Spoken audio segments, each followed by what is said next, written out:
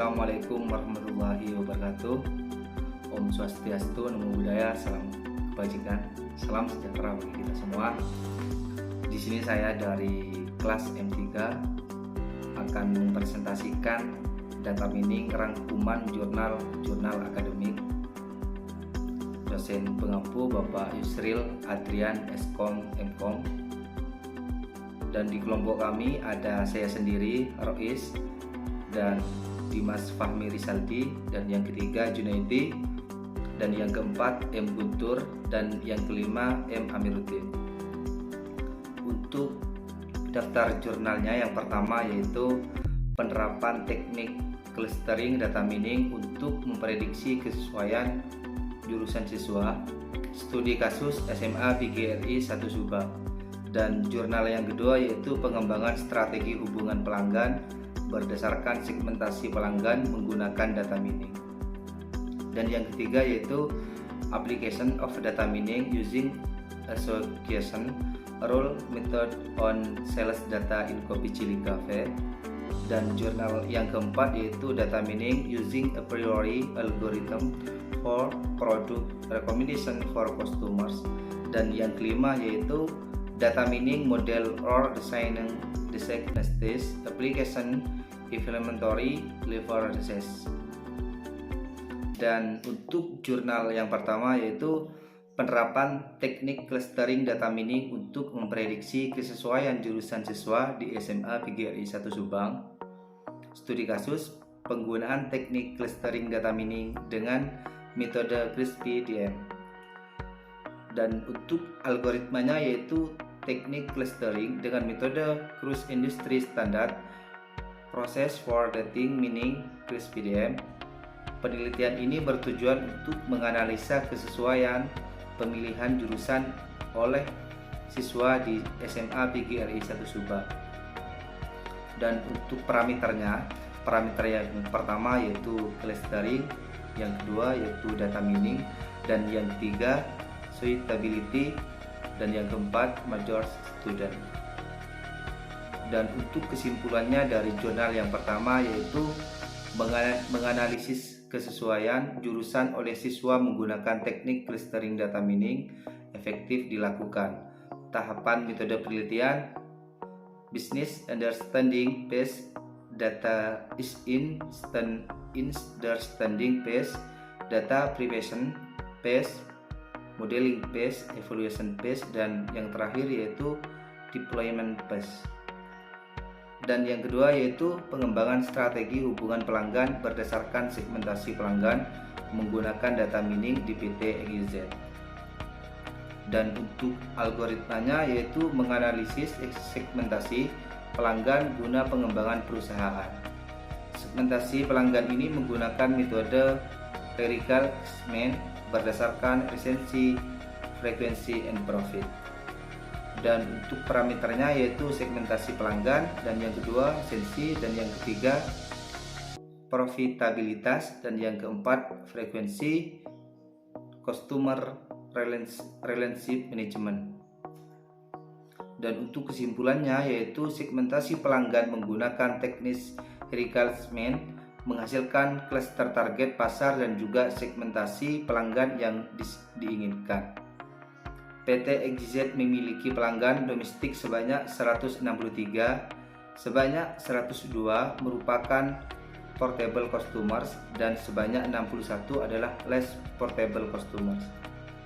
Dan yang ketiga yaitu application of data mining using association role method on sales data in coffee chili cafe. Dan algoritmanya yaitu build a new strategy on cafe sales. The algorithm used in this is the CityPro algorithm. This is to the users 57 sales transaction data to be tested.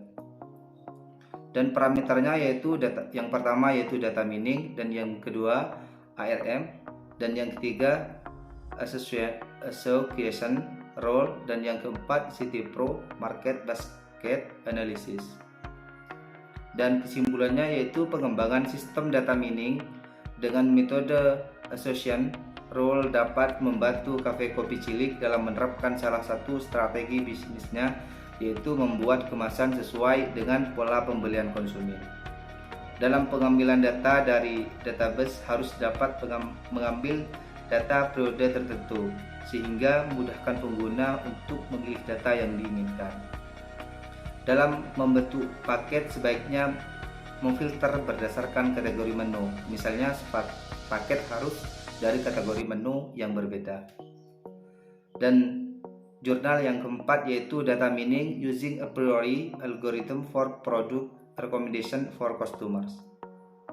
Untuk algoritmanya yaitu this is to examine the application of the association role method and a priori algorithm to the forecast transaction dataset to assist informing candidate for combination among product item for customers recommended product promotion.